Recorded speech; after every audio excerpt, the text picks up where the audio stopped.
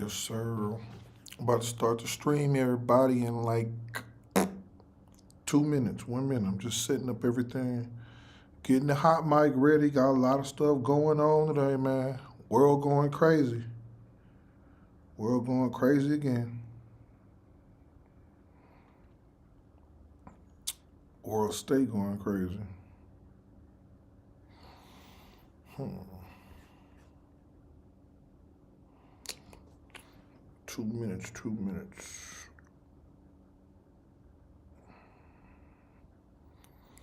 How everybody doing out there, man? I hope everybody having a blessed day, man. I hope everybody having a great day. I know it's late, man, 5 in the morning for some people. If you're on the East Coast time, I don't know where you're at around the world, but it's 5 in the afternoon where I'm at. And we about to get it jumping, man. So hope y'all guys ready.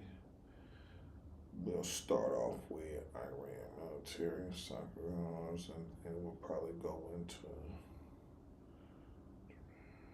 then we'll go into the sports. Okay, man. 1 more minute, man.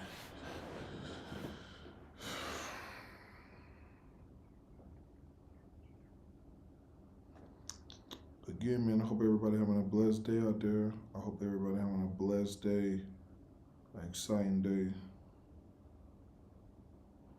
We're about to get it jumping.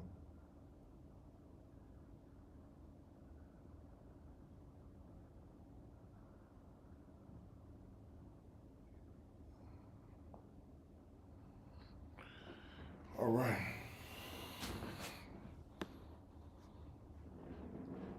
All right, all right.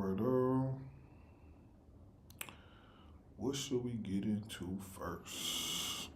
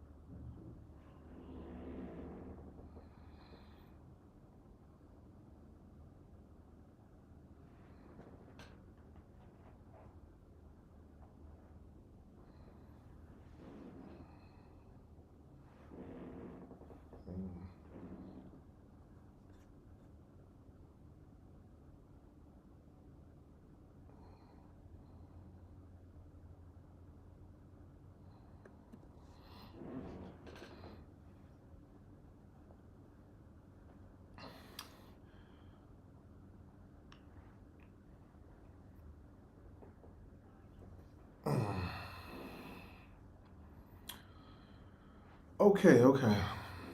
First thing we got up for today, man. You guys know, y'all well aware that the country of Iran and the U.S. having conflict right now. Israel and Iran, and America's at war. Typically, it's USA and Israel versus Iran, and I think it's a lot of talk been out there. And I told y'all what I believe. I believe that. Do I agree with the war? No. I would like to see peace everywhere. But again, I've been telling everybody for a long time.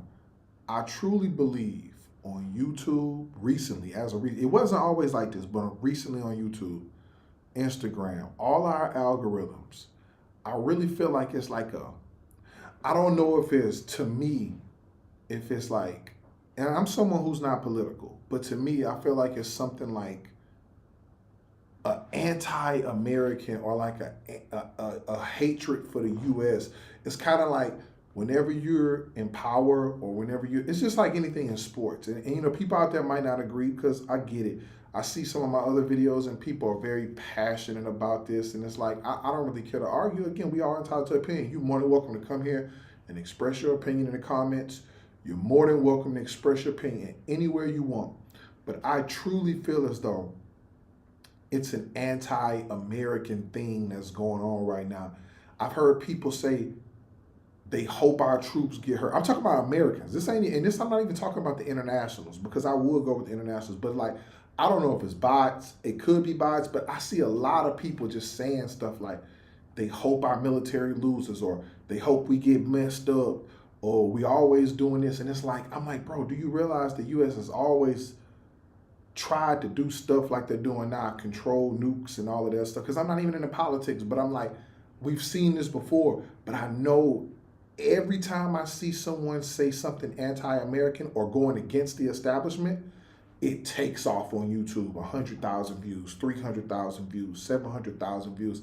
And I'd be like, bro, it's kind of like I told you with music, if you pick the side that people don't like, that's the side that blows up. And it's crazy because I've never seen anything like this before. And it's just, the more and more I watch, the more and more fascinated I get. Like, I did a video not too long ago on the Chinese professor. And I said, yo, all I simply said was my disagreement was, I was like, I'm not qualified to argue a professor, but I'm saying I'm qualified to give an opinion just like he is. And I specifically said, I was like, okay, he predicted Trump was going to win.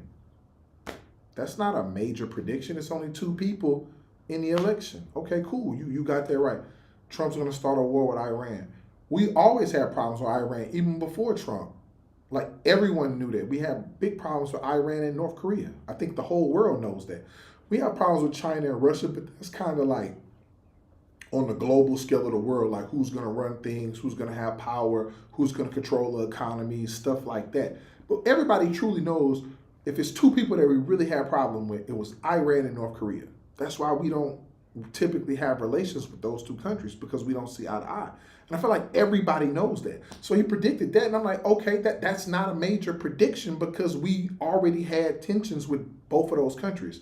So then he was like, we're going to lose the war. And because I said, listen, you can not like the U.S., you can think what you want, you can think they're arrogant, you can think they don't deserve to be there, but if you really believe that we're going to lose this war, and I guess it makes people feel better to say the U.S. is going to lose the war. It makes them feel good. It makes them happy to say that, you guys, you're not in power no more. It's just like the Olympics with basketball.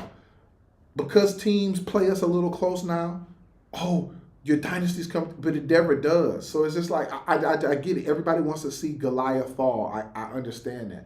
But if you think we're going to lose a war to a country that we knocked the Navy out, we knocked the air systems out, and people are like, oh, that's fake news. You haven't knocked the air defense systems. I'm like, okay, so the whole world is promoting false news.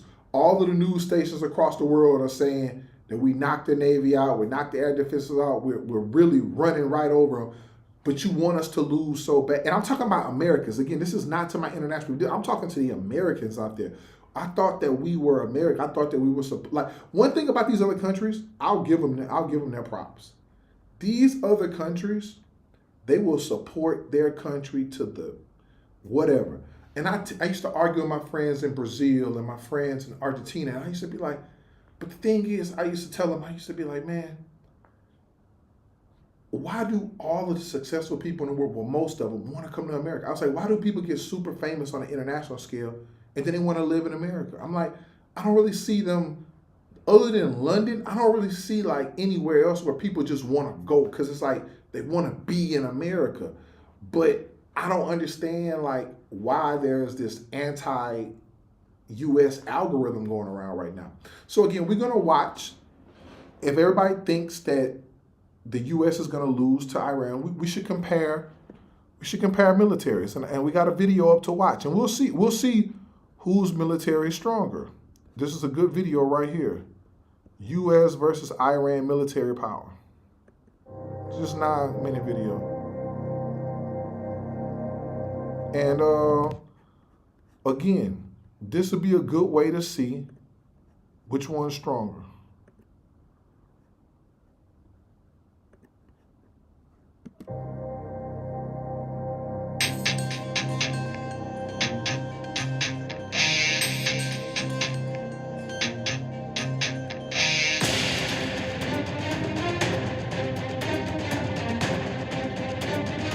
Well, we're starting off, and that's not good. That's not good already. So for the army that's going to defeat us to have strategic bombers 142-0, we ain't even 5 minutes into the video. We ain't even a minute into the video. It's crazy.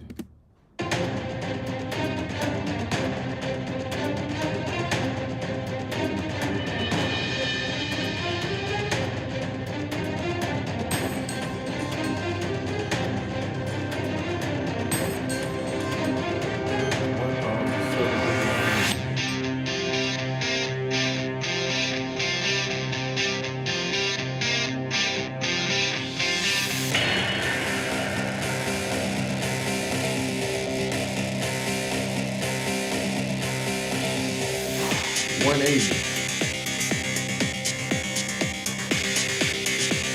10 times the amount.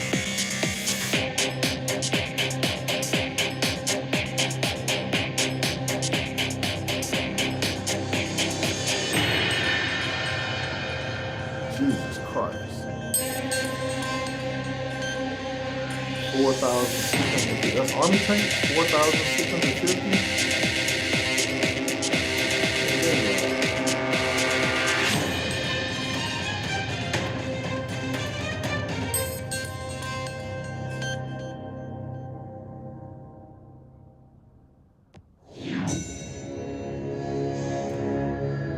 Yo, man.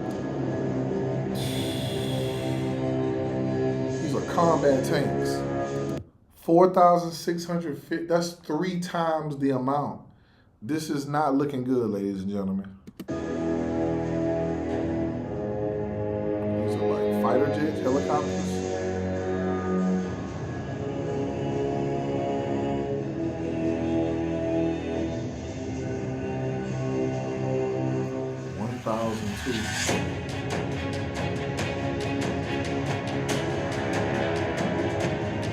Come on now. 13.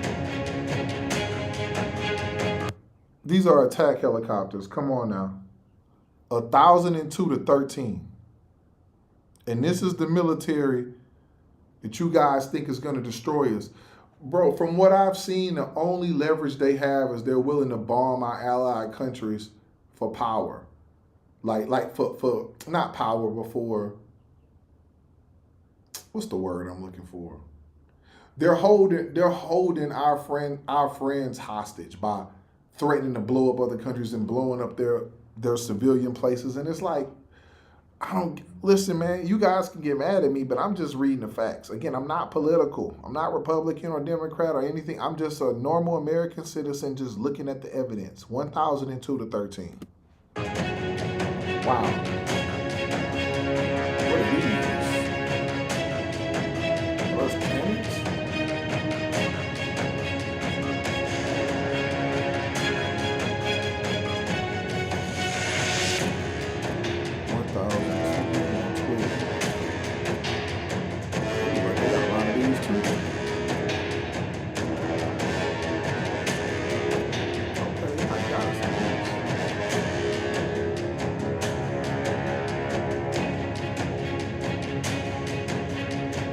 They got 2,070 cannons. The thing about cannons is, and look, I'm not trying to say this told artillery, okay. But they lack, they got good class. Not bad.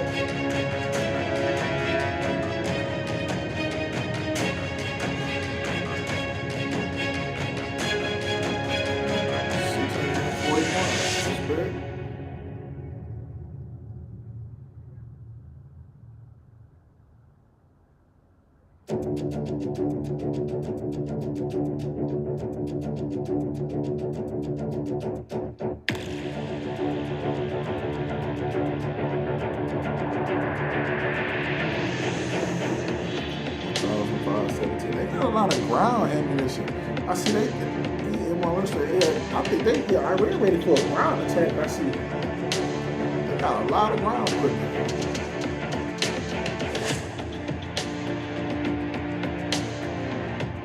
It's tough. 671.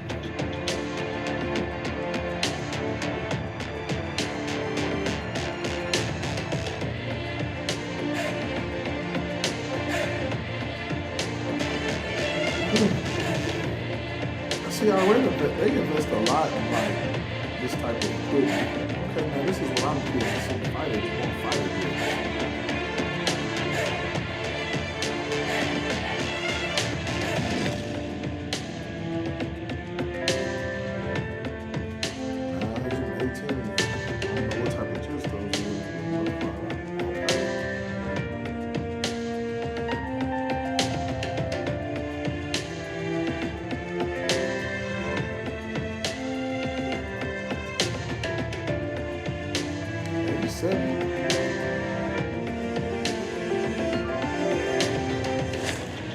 Transport aircraft. You see, this is what I've noticed about Iran so far. I've noticed when it comes to like ground weaponry, they got a lot of good ground weaponry. But when it comes to like air systems and helicopters and fighter jets and stuff like that, they don't really have much. Bro, this isn't 1965 or 1970. I know people are going to say, oh, you're being biased, but bro, we're not fighting any wars in the jungle.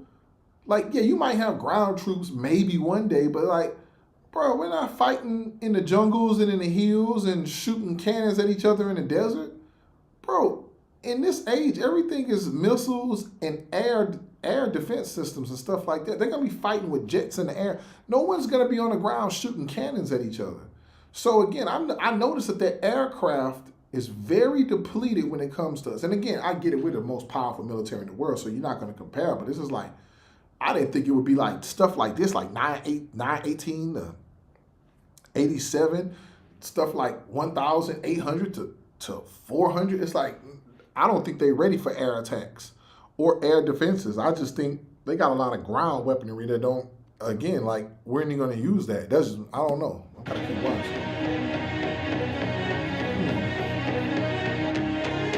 So, yeah, I'm curious to see about these jets, stuff like this. All these different types.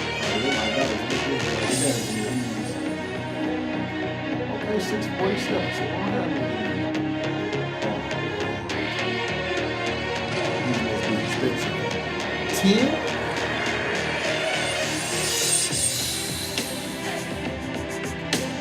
Special mission aircraft. Oh, God. What are these? These are bombs. Nukes.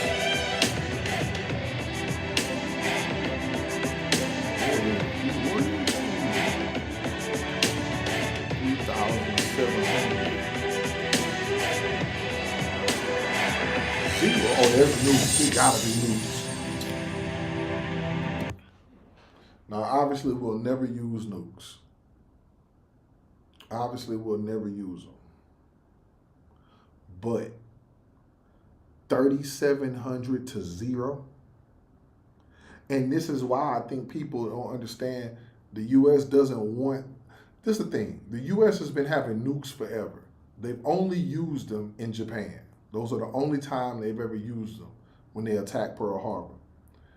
And the thing about it is, these countries, all right, you can't really trust them with nukes, because they all like, when if they want to use nukes when they threaten to lose power. So if you think about it, all right, let's think about it in this aspect. Look at how Iran's acting now. Well, I can understand, because they probably feel like their supreme leader was killed. So, you know, I could get that. But they're just attacking neighbors. Like, you can't attack Dubai and Saudi Arabia and all of these other countries. You're attacking all of these Muslim countries for, and you're Muslim for what? Because you got into a conflict with the U.S. and Israel. Take it out on them. Shoot at them. Why are you attacking just random people? So I don't know, but like, imagine if they had nukes. They'll just be shooting nukes everywhere now. They'll just be shooting nukes everywhere, which is crazy.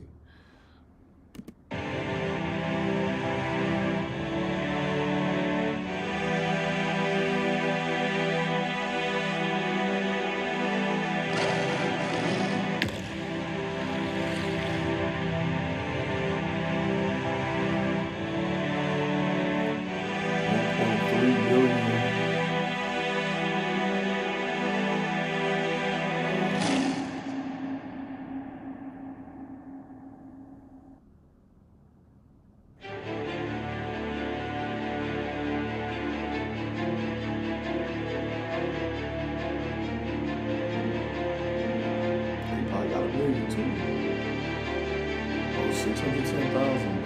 Hey, that's not bad, because we got 300 million people though. So that, you gotta remember that. We got 300 million people, so for them to have half of that and don't have half the population, that's pretty incredible to have 610,000.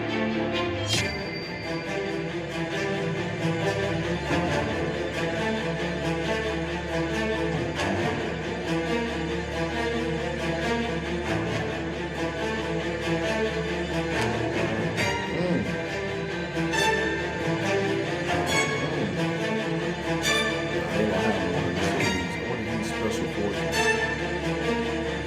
It's gotta be like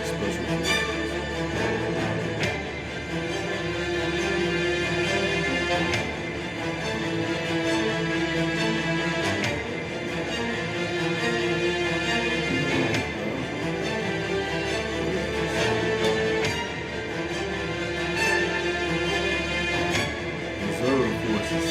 You see, so we got 1.3 million active, 800,000 reserve. As you can clearly see, they've only won in two things, and it's like ground artillery. And the thing about it is, ladies and gentlemen, like that ground artillery is not going to do you much good in a missile aircraft war. And their aircraft is clearly second class to ours, really third class compared to ours. And again, I'm not telling you, all I'm trying to say is when we having an educational conversation, all I'm trying to do is show you that they cannot win a war with us. The only way they can win a war is to, like I said, the dude was saying, Professor John, he was saying, oh, they're gonna attack their allies and make the prices of oil go up until the U.S. Like again, they can't win a war fighting us. So the only thing they can do is probably attack other people and hope we make a deal with them or something like that. But when it comes to like us versus them, they can't mess with us in the military game. I'm sorry. And look, I love my friends from Iran, my brothers and sisters from Iran. Look, the Persians are some of the best people in the world, most creative people in the world, influential people in the world. And at the end of the day, man, like I don't want to see nobody go, but I'm just again, if we're gonna have a truthful conversation, I'm not gonna let people walk up to me and say 1 + 1 is 3 because it makes them feel good or it hurts their feelings if I say 2. 1 + 1 is 2. Our military is stronger than theirs. They can't win a war with us. You clearly see, like, they just got their whole government almost destroyed. And no one's been touched in Israel. No one's been touched in the U.S. And they trying, but it's like they can't do it. And I don't know why people want to see that. Like all I'm saying is, man, you got to be real with yourself. Like, this is a war they can't really win. And I don't know why everybody acting like we have to do something. Like, I don't know, man. I just don't get the anti-U.S. from the U.S. citizens. Now, everybody else, I get it. If you somewhere else, I get it. I get if you from France, Germany, Russia. I get it. If you from Iran, I get it. But if you from the U.S., I don't get it. Here we go. That's got to be aircraft carriers.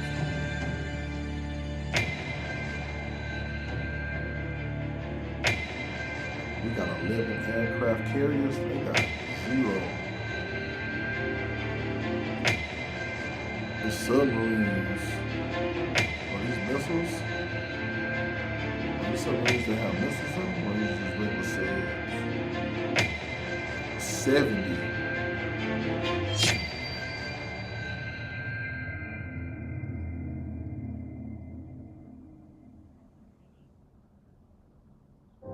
So we have 50 more than them.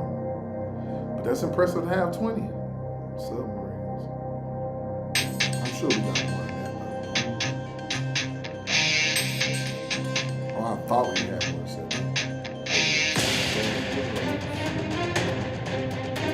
What are those? I don't even know what that is. So,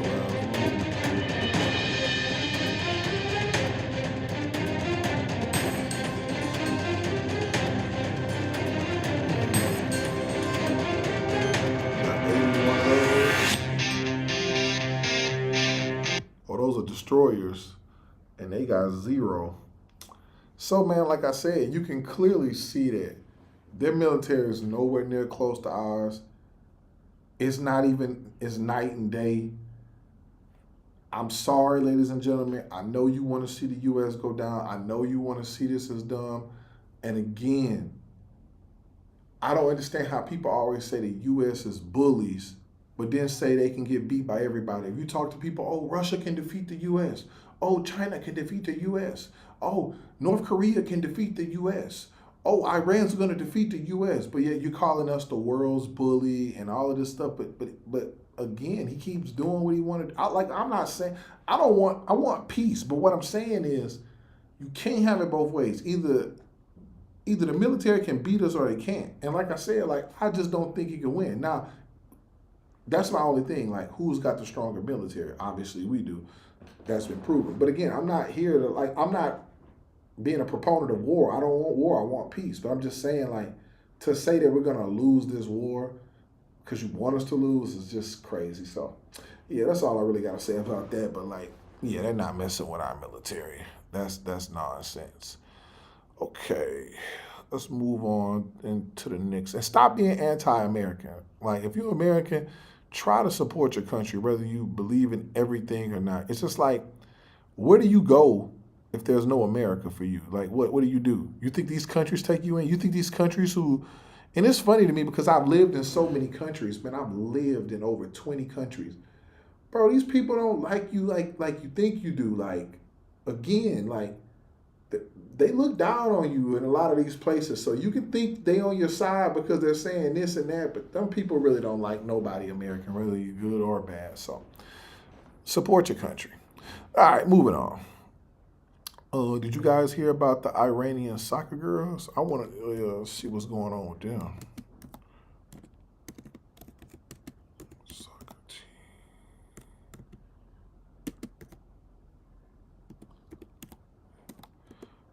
Man, I heard that they were saying like the Iranian soccer team was trying to escape.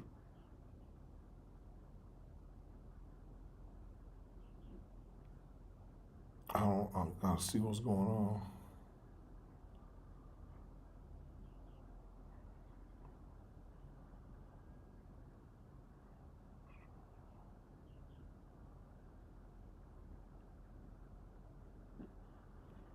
What the hell is going on? I'm trying to find a longer video on it so we can actually see what's going on.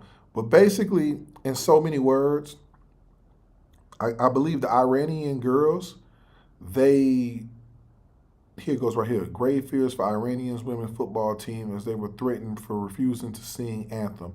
So first, let's see that. Let's see what's going on with that. There are grave fears for the Iranian women's football team after they refused to sing the national anthem before a match in the Gold Coast, Australia. This prompted a response from the regime in Iran, vowing severe punishment for the women when they return home. با خائنین در زمان جنگ باید شدیدتر برخورد کرد. هر کسی که یک قدمی علیه کشور تو شرایط جنگی برمی‌داره باید شدیدتر باش برخورد کرد. مثل این ماجرای سرود ملی نخوندن تیم فوتبال زنانمون و اون عکسی که منتشر شده اینا که حالا کاری ندارم، با اینها باید شدیدتر برخورد کرد. این دیگه یه حرکت اعتراضی نمادین و فلان و اینا نیست. این که تو بری اونجا سرود ملی نخونی، این اوج بی‌شرفی و بی‌وطنی. هم مردم هم مسئولین با اینا به عنوان خائنین زمان جنگ برخورد کنن. So this dude is basically saying, if you don't sing the national anthem out loud, you're a traitor. And this is times of war, so you treat traitors even harsh. Both people and officials must treat them as traitors. They're out there representing the country playing soccer, and because they didn't sing the national, they didn't sit down or they stand, they just didn't sing. How is that I don't know. How is that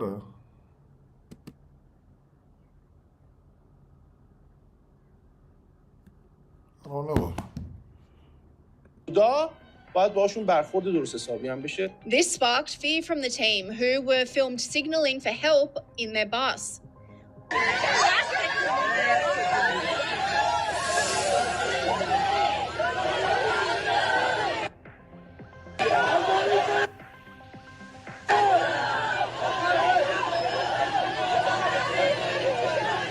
That's wild, man. But I want to state this though, man. This is for all the people out there. This is for all the people out there who always anti everything that goes on. Like, just remember, I don't really know what the truth is, but these are the people you're defending. These girls are sending SOS signals on the buses, but these are the people you guys are defending. These are the people, just like the cartels and all this other stuff, like with the drug trafficking. These are the people you're defending. These are the people you willing to throw your life on the line for. Like, I get the girls, but you saw that dude. That's how men feel out there. That's how the power is. You're a traitor. We're going to get you. We're going to kill you. We're going to kidnap you. We're going to hurt your family.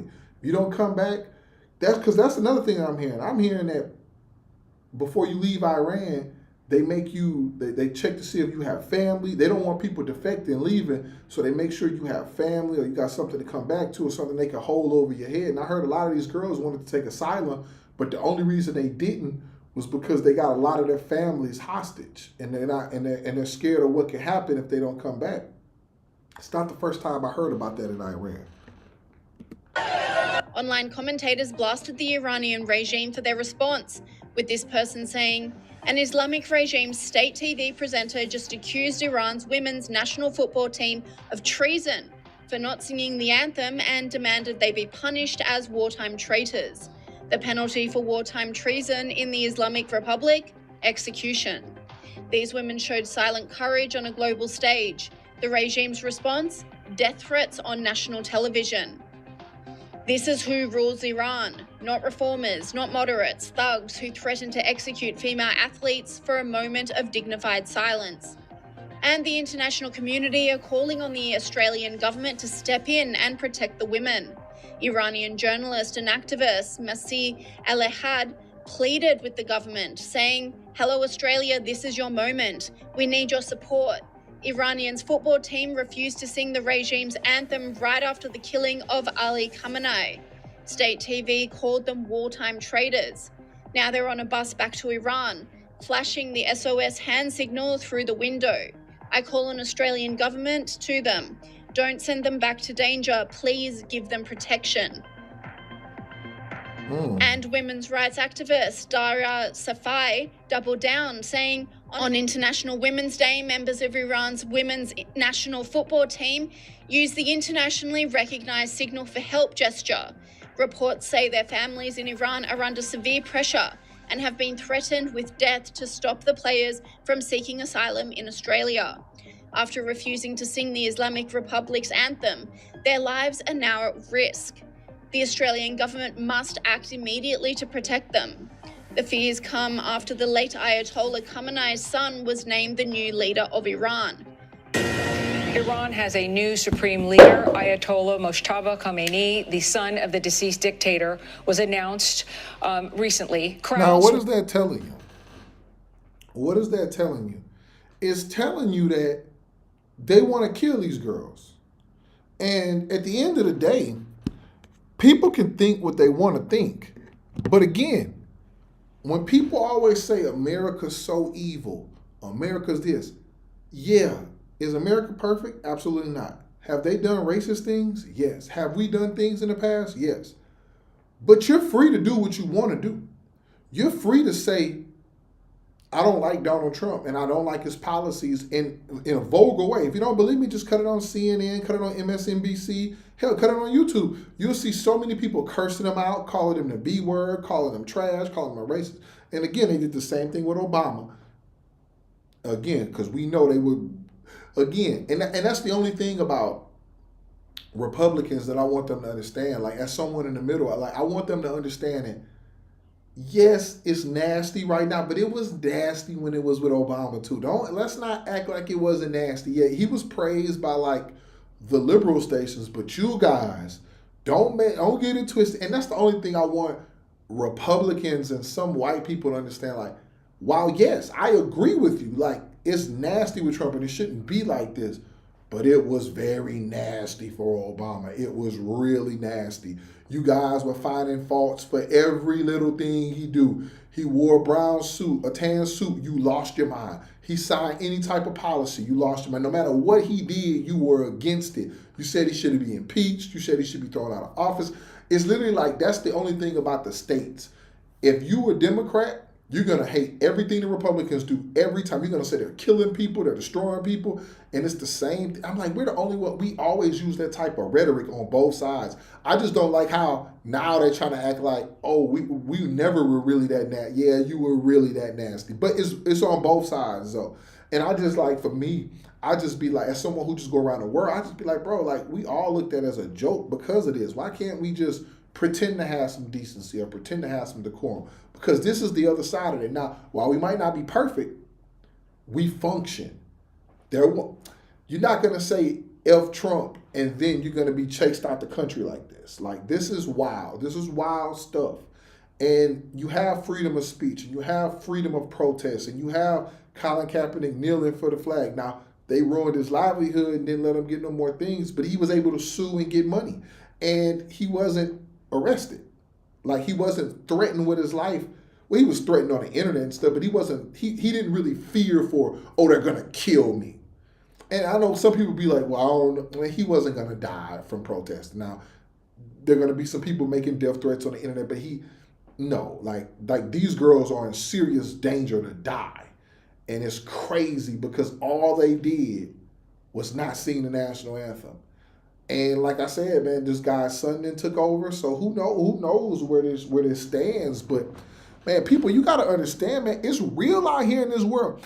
When you be talking crap about the U.S. and you from the U.S., realize, man, these places ain't playing.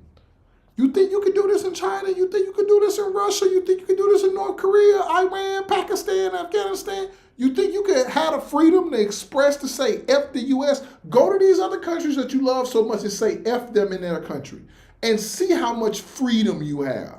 If it's so bad in the States for the United States, just go to any of these countries and don't follow their rules one time and see they lock your behind up. And you'll be calling the U.S. Embassy trying to get out. Me personally, I follow the rules everywhere I go, so I don't have these problems. But I'm just telling you, like, this is the way of the world. So again, God bless these girls. I hope they okay. I hope they make it back safe. I hope the regime doesn't do anything crazy. But we've seen this.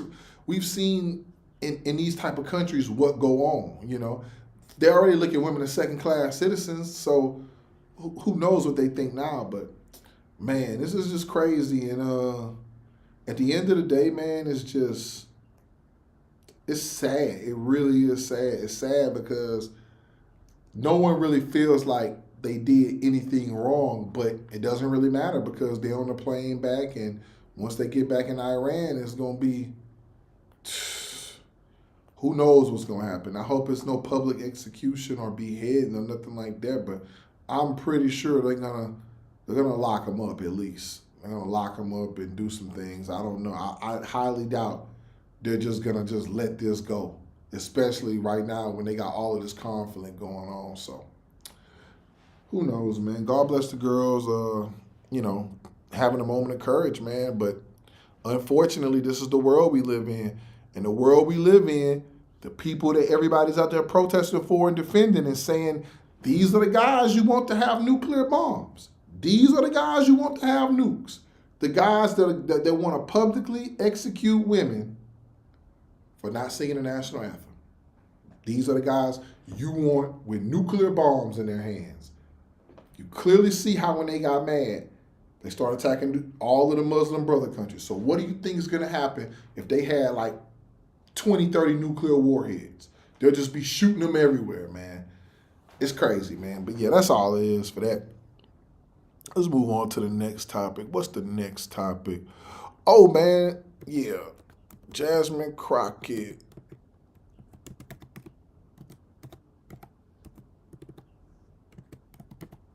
Loser seat. Okay. For all you guys don't know, Jasmine Crockett is a congressman from Texas. And the thing about her is she has a lot of support in the African-American community. I'm not one of those supporters because I truly believe, I know when a person can win certain things, and I know a type of person you want to represent you and a type of person you don't. I don't know, man. Like, the way she carries herself, she's very educated, but the constant cursing, and for me, it's like, that's not vindicative of what you want in someone representing you. And I know that's the new thing in politics these days. Everybody just curse everybody out. I know what everybody's going to say. Oh, you being hard on a black woman. No, I'm not. Some of this stuff is too hood and too ghetto to get elected. And I'm going to be honest with you. The reason it works for white people in those type of, because they're going to vote for them. When you need more than the black vote, you need the Latino vote, you need the white vote, and you need the black vote to win these seats. Unless you're just running for a congressional seat that's predominantly all black, then it's like, okay, then you good. But when you're running for a Senate, where it's 1 or 2 senators in your state, you need black, Latino, and white. And when you say these powerful statements about the way white people are racist, and then you say Latinos are uneducated and they don't know what they're doing. You say stuff like that, and then you get mad when they don't vote for you, because she had overwhelmingly African-American support, I believe 80-something%.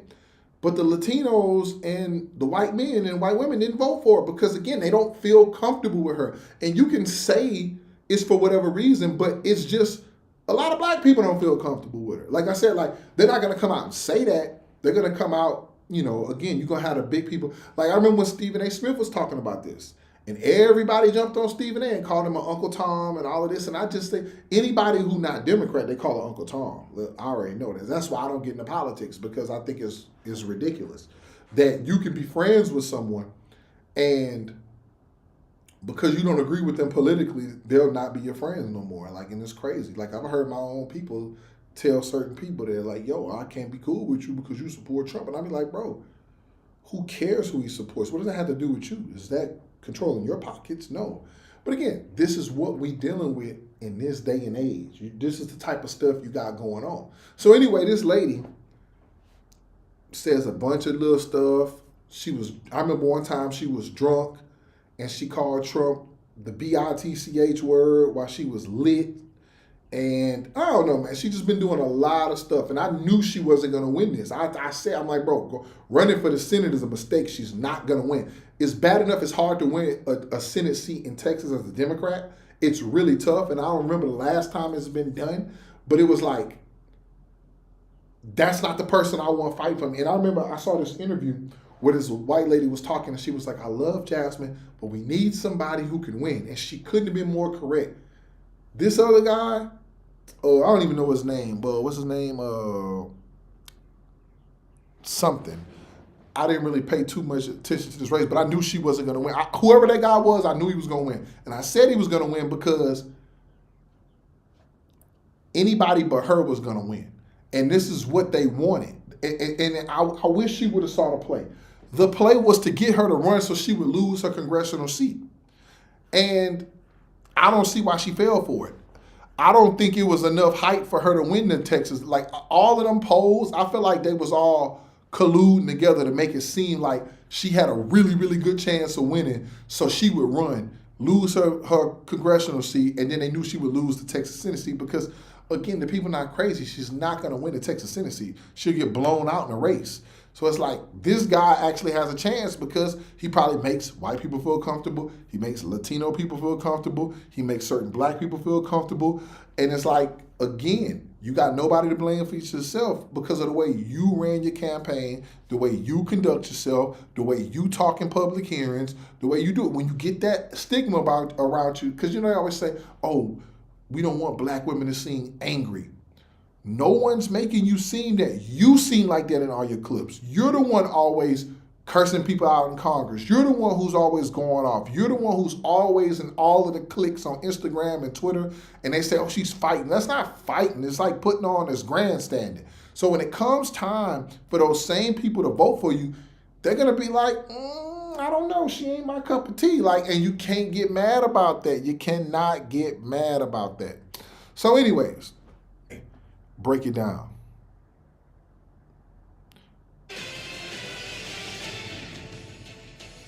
Well, breaking in just the last couple of minutes, President Trump says he will soon make an endorsement in the Texas Republican Senate runoff. Incumbent Republican Senator John Cornyn facing Attorney General Ken Paxton in that contest, with the winner set to take on Democrat State Representative James Tallarico, who just defeated Progressive Congresswoman Jasmine Crockett.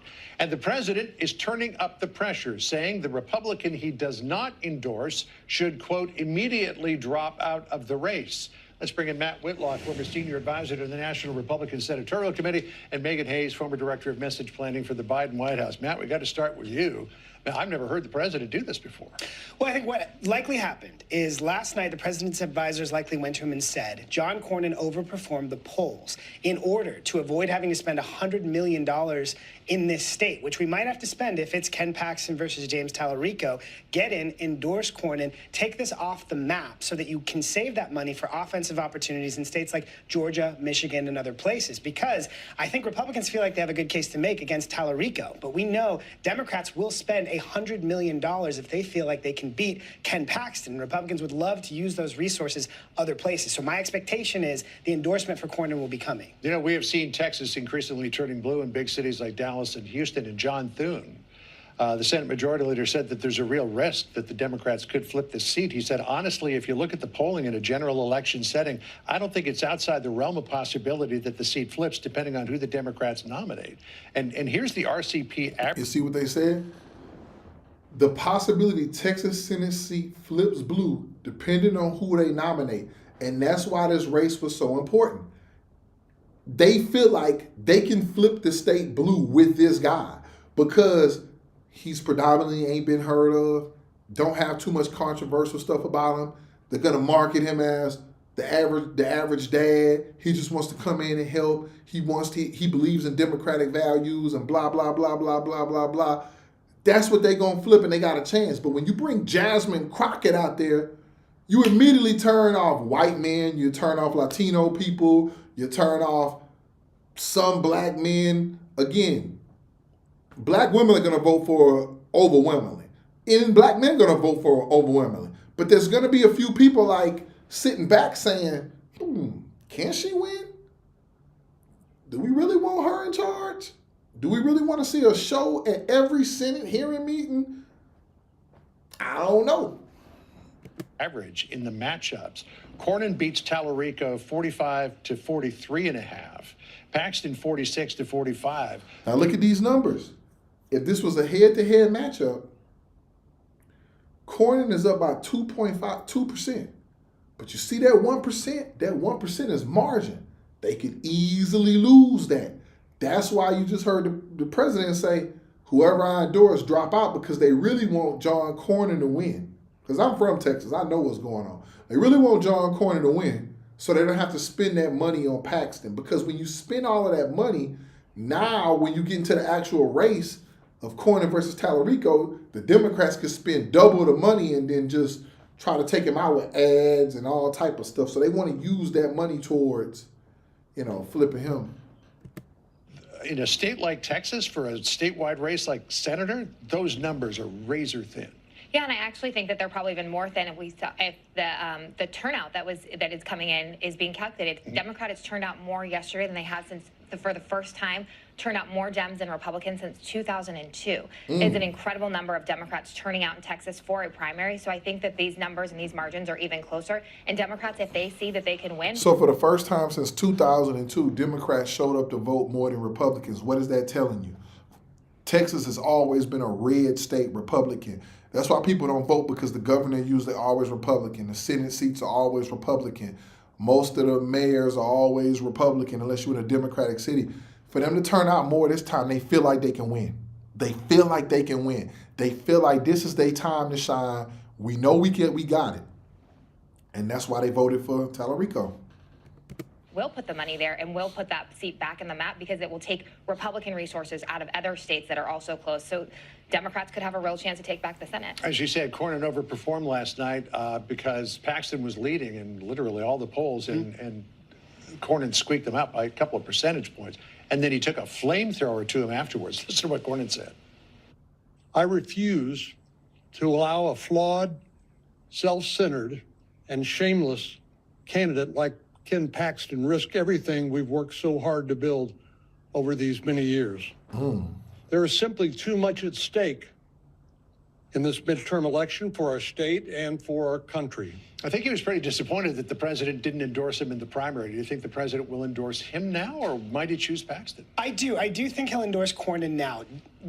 Ken Paxton has done a lot for the conservative movement. He's been the face of a lot of important litigation, a lot of fights, but he has a lot of unique vulnerabilities that put this into play for Democrats. And Republicans have to take this seriously. Tallarico is a radical. When you watch him on the stump, it's like far left buzzword bingo, and he's winning because it's things like the southern border should be a welcome mat. Things like we need abortion care for our trans community. Things that are really radical. Okay, so back to the border should be he said the border should be like your front porch, a big welcome mat and a lock on the door. Everybody cuts the lock on the door out. I'm just being fair. That is fair. But he also did say that there are 6 genders. Okay. Yo, you see what I'm saying? It's so easy for the average American to listen to this and just be like, what the hell are we talking about? What do you mean it's 6 genders? Who the hell told you that? But this is the type of stuff that goes on, man. This is the type of stuff that, unfortunately, you gotta go fight people against. You gotta go fight people and say, this is what Republicans like to do. And so they specifically targeted Dallas County, and I think we all know why. The Democrats have told us for years and years there's no such thing as election fraud. If Republicans were pulling any levers there, it would have been to help Jasmine Crockett. I will tell you, we're going to be pouring one out because we hope she doesn't go far because she's a content machine for us. Right. I mean, but, you know, justice for Jasmine, she didn't get invited onto the Colbert Show, right? Yep. I mean, look, she put up a good fight. There's a place for her in the Democratic Party, but the folks of Texas wanted James Tallarico to run, and that's what's going to happen. There's a place for her in the party, but not as the senator from the great state of Texas? Is that what I mean, you're there saying? is a place for her in the party. There's room for more. It's a Big Tent. Thank you. Really appreciate Thanks, it. Sean. All right. Hey, Sean Hannity here. here's the thing. I don't even want to get into voter fraud or nothing like that, but it's like, it's crazy. It's funny though, because every time they talk about, when they say when Trump say he won the election, they be like, no, there was no voter fraud. None of this stuff existed. None of this stuff happens. But then every time they lose, they say voter fraud. That's hilarious. Man, let's see what Stephen A. had to say about this. There's no way that I could go through an entire opening monologue without transitioning to Representative Jasmine Crockett. She lost her pursuit for the United States Senate seats to James Tallarico, 52.4% to 46.2%. She lost this election bid, trying to win one of those 2 U.S. Senate seats in Texas, where she would have gone from a representative representing about 766,000 constituents to over 31 million people. Ladies and gentlemen, we have to discuss why. It would have been nice to see Jasmine Crockett win personally. I would have liked to see her going up against the Republican candidate, whether it was John Cornyn, whether it was Ken Paxton, whomever. Wesley Hunt was a marvelous guest last week on this show. It would have been nice to see her go up against one of them for the U.S. Senate seat, but that is not to be. She called earlier and sent out this tweet regarding James Tallarico, saying, this morning I called James and congratulated him on becoming the Senate nominee.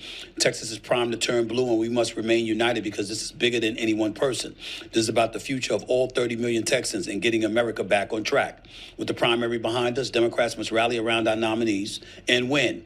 I'm committed to doing my part and will continue working to elect Democrats up and down the ballot. End quote. That still doesn't get us to why she lost. Right.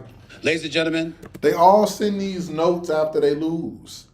But she was just saying that, she was just alluding to the Republicans did this. No, the Republicans didn't do this. The Democrats did this. They didn't want you running. I was hearing rumors, and this is the craziest part about it. Every time I hear these rumors, stuff happens. I can't remember who it was, but I remember when Nancy Pelosi was supposed to, I can't remember, it was a while ago. It was when she was she was the head of the, what was that body she was the head of? I can't even think of it. I'm not crazy about politics, but she would always lead the House. And I remember that people were getting tired of her leadership. And it was someone from New York. And I want people to remember this. It was a guy from New York. And everybody, he was well known with everybody. And I remember that they were saying that they wanted him to replace her as the House leader. I remember this. And I don't know if you guys remember, but out of nowhere, he lost his election to someone by the name of AOC. And when AOC came in, everybody was shocked. They were like, yo, how did she win this? And they were like, oh, that's what happens. And I still to this day believe that Nancy Pelosi and other people helped her get that seat. I still think that people wanted him out because, again, I think people wanted him to be the head of the House. And I think that they low-key did what they had to do to make sure she won and get him out the way. But this is what Democrats do. This is what Republicans do. And I think this is what the Democrats did to her. I truly believe that they said to themselves, we can't win with her. We just can't do it. Can't do it. And we got to get her out of here. And they didn't have to do it. I don't think they did anything. I just think they didn't promote her like they should have. I don't think they wanted her. And I was already hearing things. I was already hearing things about people saying stuff like, because you got to remember, I'm from Texas, but I watch these shows sometimes, and I heard people say that they don't think she's a team player. Go back and look. Go listen to CNN and Fox. They said this. They don't think she's a team player. They think she grandstands too much. They think she's always doing something. They're not crazy about the language. And they kept saying team player. She's not a team player. That's one thing about the Democrats. They're going to vote on party line. They're going to do what they need to do. And she does kind of buck the system sometimes. And maybe that's what you want. You want somebody who's going to buck the system, but not the Democrats. James Tallarico and Jasmine Crockett essentially were very, very similar in policies, in their ideology, etc. One wanted to focus a little bit more on tariffs than the others. Both of them were opposed to Trump's immigration policies and tactics. We all know this. But why did Jasmine Crockett lose this election? They want to tell you that she lost because she didn't ingratiate herself with Hispanics, because they have over 6.5 million Hispanic voters in the state of Texas. Didn't I just say this? I told you, like, that's the comments she be making. It could come off as offensive to them. And the things, again, I don't want to go into specifics, but it's like just the little things of like, when you say, because she did defend them, she would say black and brown people, but it's kind of like, you didn't really like, if you know Texas, you know Texas has a big Latin population. You know Texas has a big white population. And it's like, it was always pro-black everything. And that's fine if you black, but it's like, you have to be the voice of the people. And it's like, again, people are going to hear this and say that, oh, this guy's ignorant. He doesn't know what he's talking about. She said this. And it's like, bro, am I ignorant? Is Stephen A. ignorant? The voters basically prove what we thinking. You're the ones who are ignorant because you're the ones who told her, oh, no, she's going to win. We need a strong and powerful and divisive leader. Well, look where it got her. It got her eliminated. So it's like, again, people got to understand that she's not everybody's cup of tea. And that's one thing I can say about Hillary Clinton. You might not like Hillary Clinton. You might not respect her, but she's good at speaking to the whole. It's never just, she's good at talking to Mexicans. She's good at talking to white people. She's good at talking to black people. She's good at calling you as a whole. Whereas Jasmine Crockett is kind of like, oh, black. And she'll say black and brown when it's the border. But if it ain't the border and it's not black and brown, it's just all black. So it's like a lot of white men don't feel comfortable. A lot of white women don't feel comfortable. And like I said, just the whole Latino base in general didn't get comfortable. And that's why Jamil Hill said the ignorant comment that she said about Latin people fall for, no, black people and white people, we all fall for propaganda headlines. But to say that Latin people do, like, come on now. It's a lot of propaganda that people speak, and there's the black community and white community. So it's like, I feel like it's not even a race thing. I feel like that's just like honestly, I feel like that's a social media thing. That's a everybody thing. We all fall victim of propaganda sometimes, but that's part of paying for ads. That's part of primaries. It's part of all of that. So I think that's very offensive to the Latin community, but we'll get to that in a second. Let's get back to Stephen A. And she didn't endear herself to them nearly as well as she should have. She was criticized, she's been criticized for comments perceived as alienating Hispanic voters leading into the election. Remarks stem primarily from a 2024 Vanity Fair interview where she discussed Latino support for Donald Trump and immigration views. She described some Latino immigrants' attitudes towards undocumented immigrants as reminiscent of, quote unquote, a slave mentality. She went on to say it almost reminds me of what people would talk about when they would talk about the kind of like slave mentality and the hate that some slaves would have for themselves. In the full context, she elaborated. The immigration thing has always been something that has perplexed me about this community. It's basically like, I fought to get here, but I left y'all where I left y'all. And I want no more of y'all to come here. If I wanted to be with y'all, I would have stayed with y'all. But I don't want y'all coming to my new home. It's almost like a slave mentality that they have. It is wild to me when I hear how anti-immigrant they are as immigrants, many of them.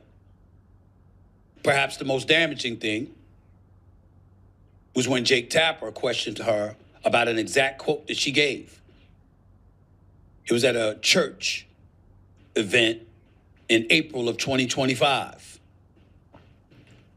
And she received backlash for implying racial stereotypes about labor and immigration. Quote, so I had to go around the country educating people about what immigrants do to this country and the fact that we are a country of immigrants. The fact is, ain't none of y'all trying to go and farm right now. You not. We're done picking cotton. We are. You can't pay us enough to find a plantation. Had an impact in deciding how this election went. You got a guy in James Tellerico who's a seminarian and a teacher who believed in compromise and pulling folks over to his side and working across the aisle and doing stuff like that. That was his style. And he was focusing a Republican candidate for the United States Senate, who's an attorney general in Texas, and was focusing on him because it's widely believed that he will beat John Cornyn eventually, particularly in their runoff. Whereas she was focused on Trump and not giving him an inch to breathe and being all up his you-know-what for every little thing that he did. You see, this comes back to what I was trying to say months ago, weeks ago, days ago. That's Texas. It's a little bit different down there. Yes, sir. You get what he's saying? He's saying she spent more time chasing headlines, going after Trump, than actually focusing on the people that she needed to talk to get elected.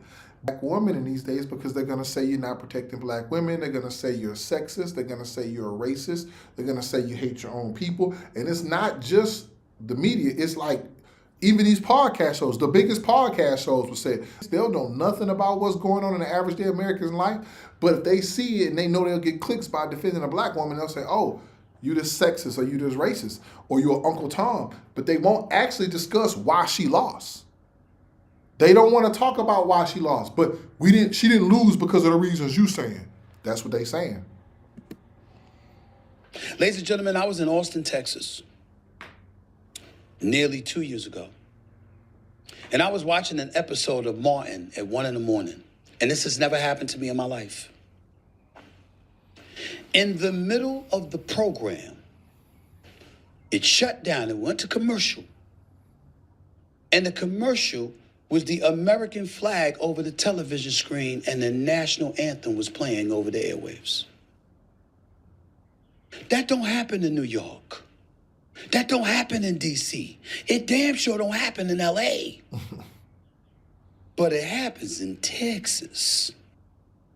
And when we talk about all of these things, what it came down to Tellerico versus Jasmine Crockett was style. Nothing else. That woman's smart as a whip. Licensed to practice law in the state of Texas, Arkansas, and federally. She's been in the House of Representatives for years. Trump is spewing her name. She's got a national profile. She was far more known than James Tellerico. He had to be introduced by members of the Hispanic community weeks before the election. They didn't even know who he was. So Heidi beat her. Styles make fights. And his style worked for Texans. Slice it any way you want to. It worked for Texans. Now, Jasmine Crockett has her own beliefs as to why she lost this election, but she was still class personified and congratulating James Tellerico and calling him and ultimately putting out that tweet, and she deserves a lot of credit for that. She also can't help the fact that James Tellerico was on Stephen Colbert's show on CBS February 16th, and CBS, according to Stephen Colbert, wouldn't allow him to air that interview, so they put it on YouTube. It accumulated over 5.5 million viewers and bumped his campaign dollars up an additional $2.5 million in a 24-hour period, following what he called his quote-unquote censored interview. So understand, there are certain things that transpired that were completely and totally out of her control.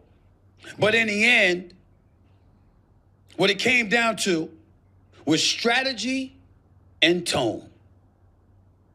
While he positioned... See, you gotta understand when he say strategy and tone, the way she talk, the profanity, the attitude, the in-your-face is cool when we in the, when we having our conversations but that's not what Latinos want to hear. That's not what white people need to hear. And some black people as well. But to some groups, it's like, yeah, I like Jasmine sometimes. I think but I don't like the way she carries herself at those places. I don't like the way a lot of those people, not just her, a lot of them.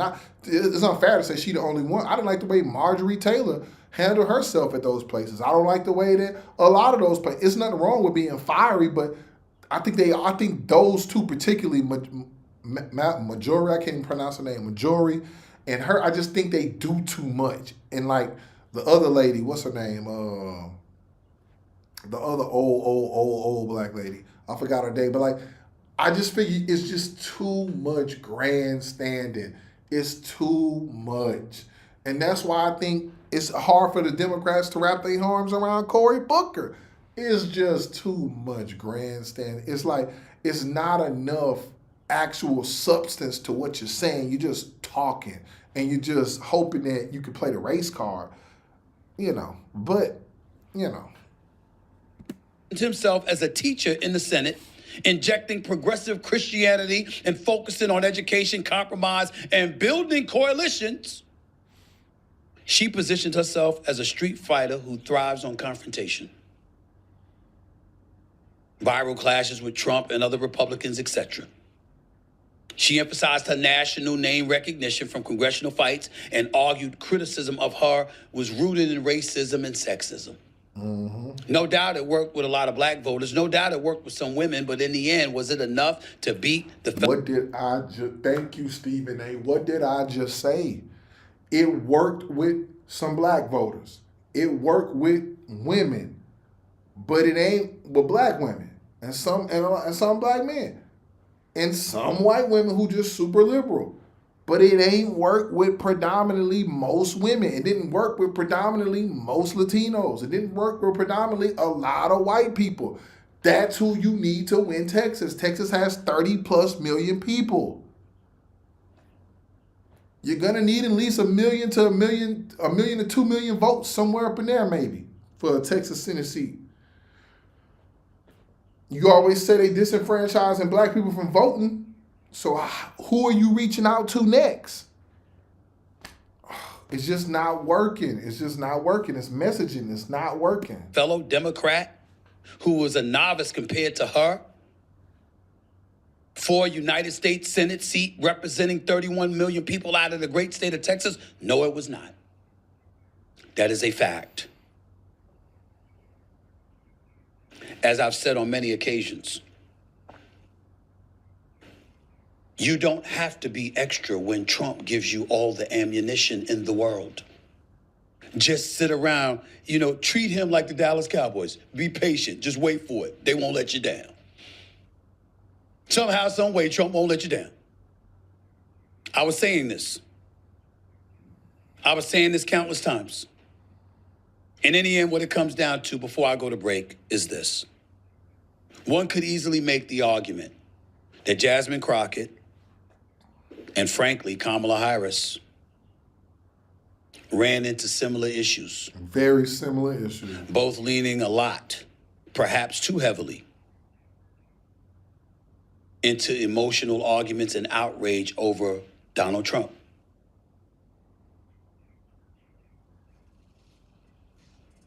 Instead of focusing on a clear plan for the country. A plan. James Tallarico had a plan. And you know what his part of his plan was? I barely need to mention Donald Trump. That ain't who I'm running against. I'm running against John Cornyn. I'm running against Ken Paxton.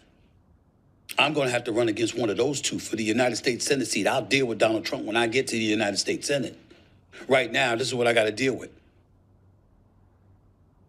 I had somebody tell me earlier that criticizing Trump might energize people who already agree with him or people who already agree with you. And of course, that's to be expected because a lot of people don't agree with him. But when you're trying to win, you got to strategize.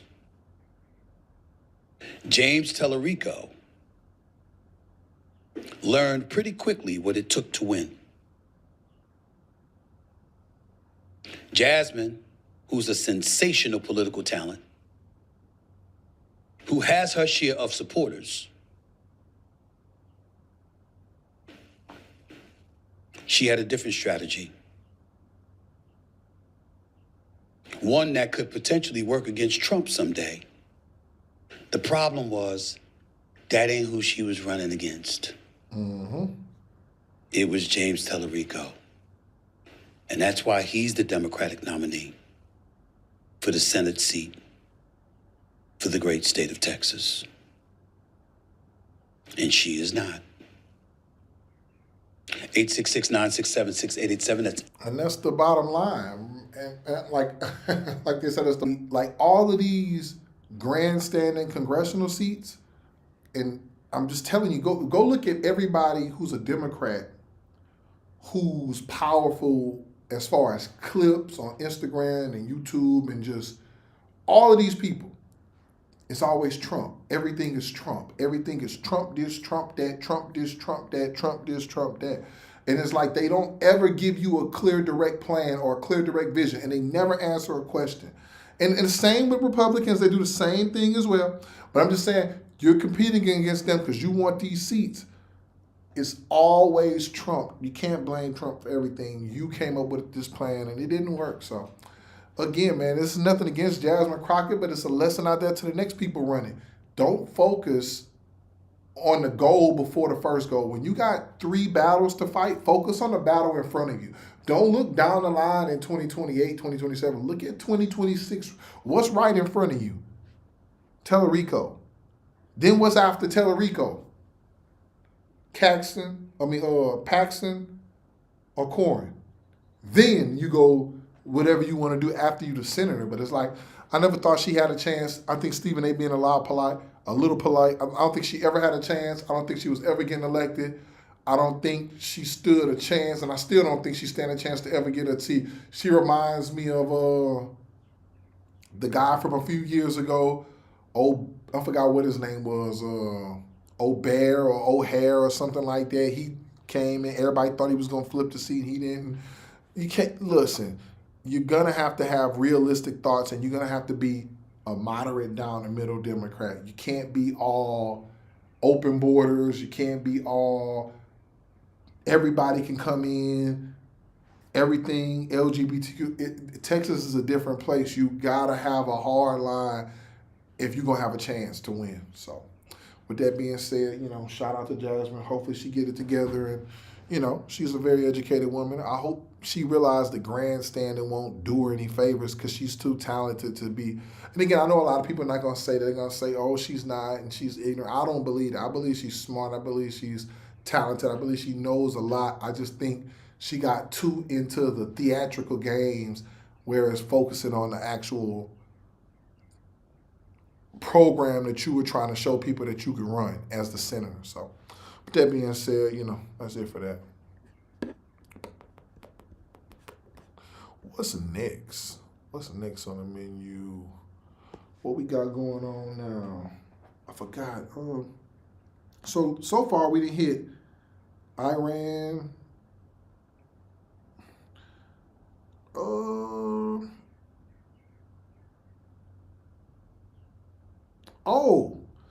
I didn't even touch on that. We gotta go before we go, man. Before we go, we gotta touch on the Jamel Hill. Look what Jamel Hill said about this. Look what Jamel Hill said about this.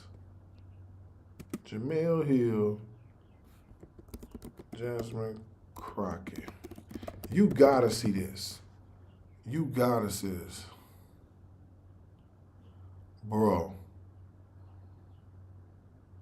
Thank you once again for the support. Appreciate you joining me on these thrice weekly lives that I do Monday, Wednesday, and Friday right here on YouTube, usually after I tape Flagrant and Funny, which is the podcast I have with Carrie Champion, which is available Monday, Wednesday, and Friday. Also will be done by the end of the day. And you guys can check that out. It's available on iHeart, Apple Podcasts, also available on YouTube. So make sure you go to Flagrant and Funny and you subscribe. Also, while you're here, make sure that you subscribe to my YouTube page. And my partner will continue to work to elect Democrats up and down the ballot. So very graceful speech. She also has a video that's out. I'm not going to play that for you. You guys can go. I want to hear what she said. Or gender. So for me, this is why it's impossible to separate race and also gender from this conversation. Most, when we have these conversations about the Democratic Party, and because you have seen so much Black support to the Democratic Party over the last 50, 60 years, we know why. It was the Democrats that urged in the Civil Rights Act, the Voting Rights Act, signed by Lyndon B. Johnson. So there has been a loyalty to the party that, once again, I will continue to say, it is not based on loyalty. It's based on the fact that the Democratic Party became the pathway for a lot of Black mobility. Not because we just love Democrats. It has everything to do with the fact that typically all the major gains have come through that party post-Civil Rights Act, post-Voting Rights Act. But that doesn't mean that because Black people vote Democrat, that doesn't mean that Black people don't also recognize and understand that Democrats also can be racist. That's exactly wrong, because anytime somebody say a Democrat racist, they never agree. Anytime somebody say they don't want to vote Democrat, they're Uncle Tom. Anytime somebody say they're not Democrat, you of all people say that they forgot where they came from, and all kinfolk ain't, skin folks. Like, you're one of the main proponents of that. So for you to sit here and say, that's why I'll tell you, these people is hilarious to me. For you to sit there, hey man, I've heard her say all skin folk ain't kinfolk. Like, and the craziest part about it is now she's trying to say that we recognize that all Democrats ain't good. Democrats also can be sexist. We generally, as Black people, have this understood idea that white supremacy is white supremacy, and both of these parties then practice it, and both of these parties have perfected it. We know. Look at this. Look at what one of her own fans said. And I will continue to say. Look at what one of her own fans said. As a strong enough candidate to do this. Hold on, where is that at? Hold on, I gotta see that comment again. In this I gotta show y'all this national comment. I gotta show y'all this comment. And getting a Why I won't go to the comment? Because we just love Democrats. It has, as Black people, believe this. But I do think that her loss brings about. Their policies were the same. One is a black and a woman, and the other is a well-mannered white man. I don't know about that. A question about what electability means to Black women or Black people overall, but especially Black women, because of the way that Black women have become the backbone and the core of the Democratic Party. And there is a pattern that is being established here. See, when Jasmine Crockett was reading Marjorie Taylor Greene for filth, when we see her in these hearings asking the questions that people want to know and holding these other public officials and political officials possible, it was, yes, girl, yes, y'all was doing all this and gone girl and all that. All of y'all was gone girling. And when I say y'all, I'm talking about a lot of white leftists. Listen to Black women, y'all gone girl, blah, blah, blah, blah, blah. Like, that's all you were hearing. All the rooting, because Jasmine Crockett was involved and embroiled in the fight. And she was saying what a lot of people felt. She was saying all those things and fighting for people. So this is what she basically saying in so many words. She basically saying, she calling out white women because she was saying y'all were agreeing with her when she was doing all of this, but y'all didn't come out and vote for her. And the bottom line is, what is that telling you? It's telling you that she's a bad candidate if they like, yeah, we supporting you because you already won the seat, but when it comes to giving you a more powerful seat, it's kind of like, Because again, you can say that, but what are you... She's basically saying like y'all were grandstanding with her, y'all were supporting her, but y'all didn't come out and vote for her. But she won't ask why is that? It's not because of racism or it's because of the way she was acting. Yeah, they'll get on. It's just like if I'm outside. If I'm outside cursing out the government in front of the White House, it's all fun and games. It's like, yeah, everybody like, yeah. But if they come out there with tear gas, or they arrest my black behind, I don't think too many people gonna be like, yeah, man, how many of y'all gonna come protest and get me out of jail? So it's just like, I get what she's saying, but it's like, what does she do to lose that support? People. And that is the kind of energy, showcasing the kind of energy a lot of Democrats said they wanted.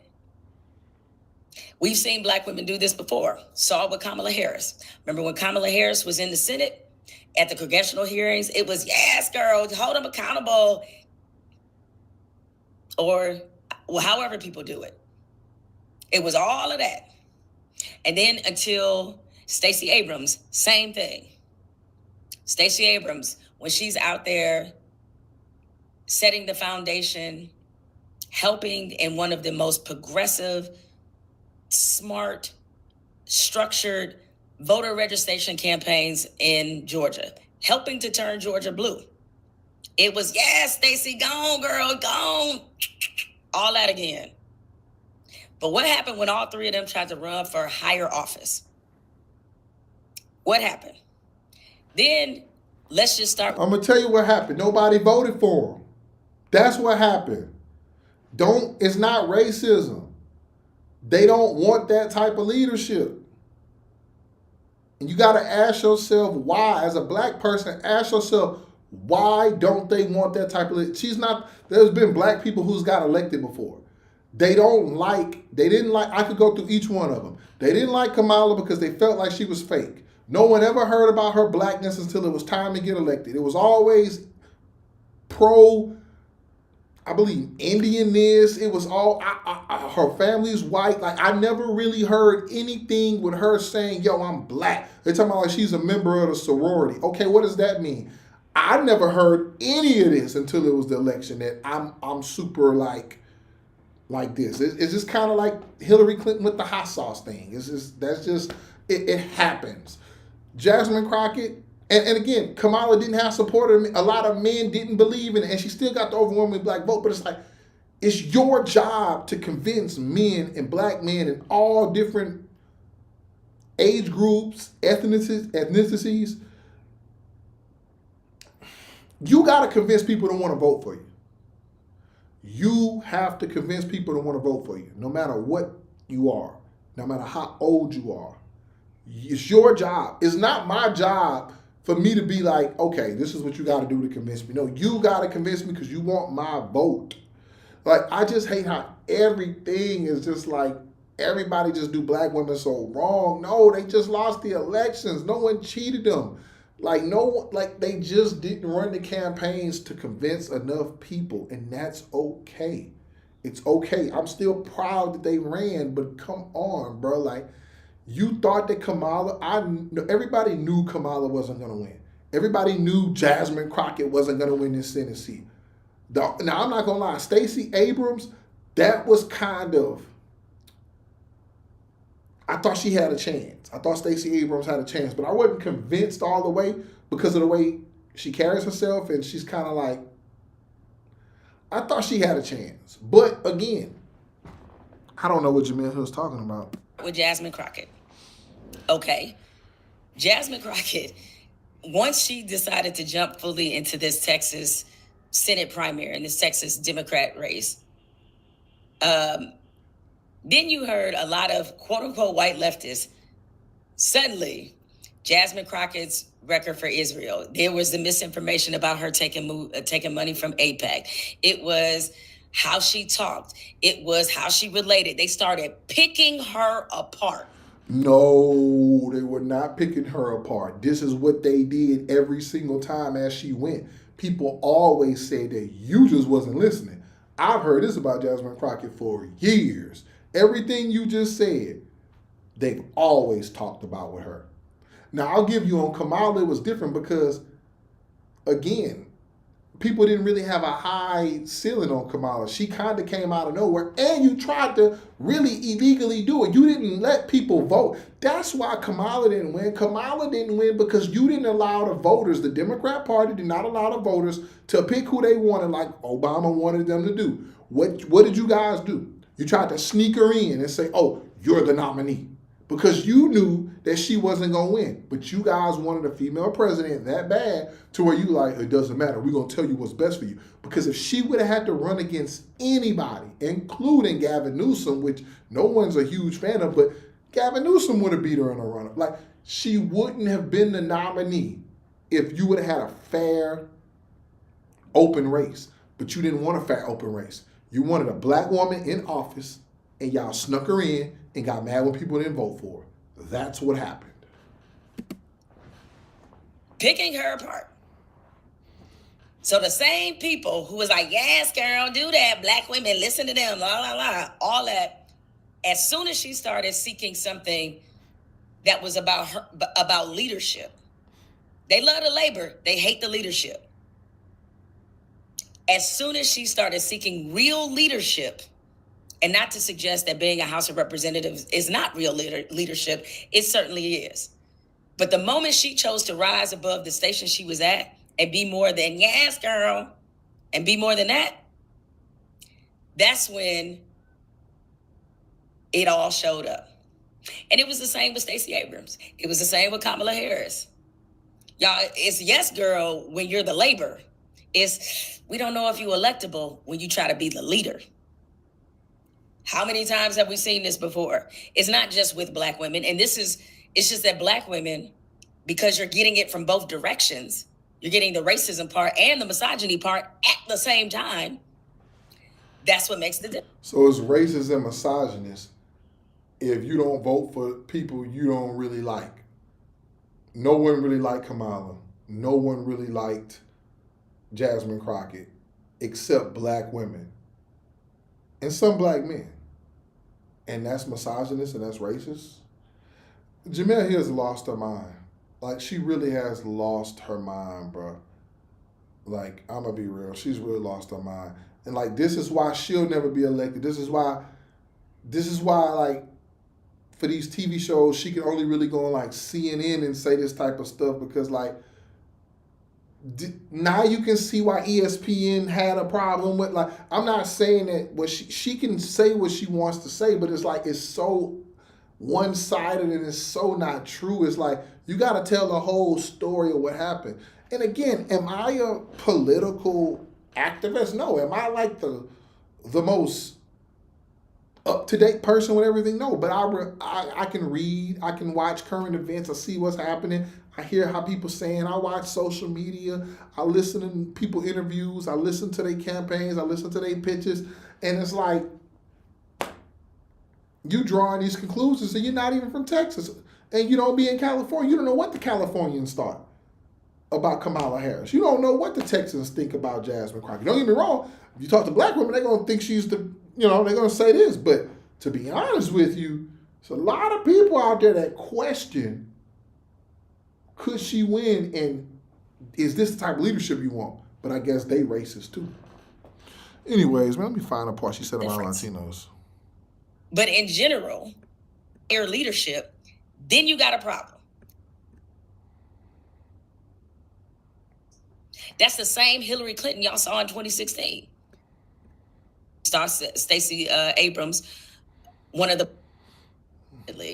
What happens is that then the public begins to vote based off the imaginary... We do. Or are we ready? It don't matter if we're ready. Let me see. We have to learn to like it. It does not matter.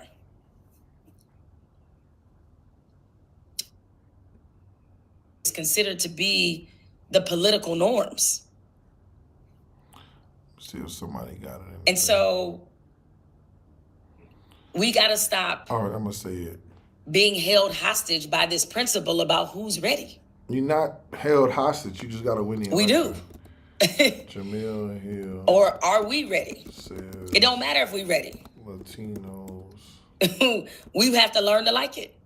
It does not matter. Propaganda. And it's...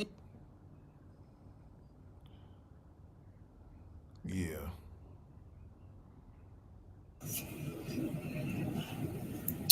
Hey, what's up, everybody? Welcome to another edition of Politics Live, coming to you every Monday, Wednesday, and Friday.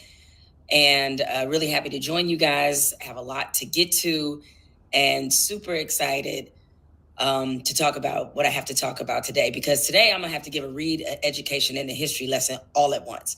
So you definitely don't want to miss this particular live. You know, if I do say so myself, we are hilarious. It's very off the cuff. It's very... And, you know, the thing is, whenever you have complicated conversations like that one, and you bring up that racism and misogyny,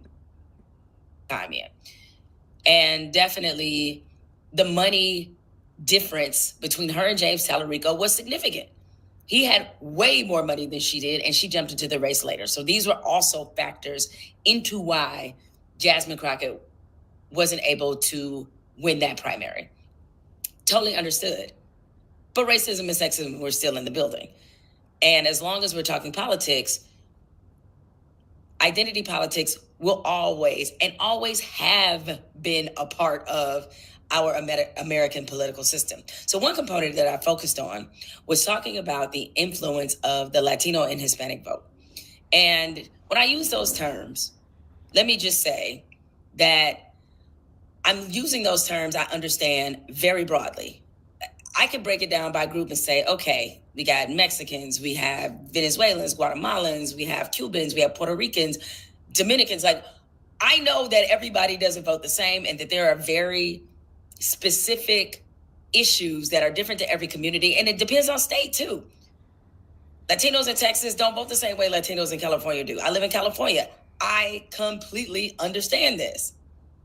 And so, but when I pointed out the fact that James Tallarico had such a high number of She lives in Hispanics who California voted for now. him Okay, and cool. Latinos. I didn't know that. And that got into another tangential conversation about the impact the Latino vote has had in our country, especially in the last 2 or 3 elections. One of the reasons why that became an additional component to the conversation is because there was a theory, and some would say beyond a theory, it showed up in the voting booth, that a lot of Latinos did not vote for Jasmine Crockett because of some previous comments she made in talking about Latinos for Trump. The Latinos specifically that she highlighted that voted for Donald Trump. And she told Vanity Fair in a profile that they did on her that she felt like those particular Latinos who voted for Donald Trump were exhibiting what she called a slave mentality, meaning there was a strong amount of self-hate. And I'm paraphrasing here. So we don't have to listen to much more, but she just admitted it. She said that the people who voted for Trump are basically, they have a slave mentality. We don't have to listen to no more, ladies and gentlemen. I don't want to poison your ears with it. She's trying to sugarcoat it and go all the way around the world, but she just admitted it. Jasmine Crockett basically said the people who voted for Trump, the Latinos, you can try to say, oh no, we're not talking about the Cubans and the Mexicans. We're only talking about the Latinos who voted for Trump and whatever.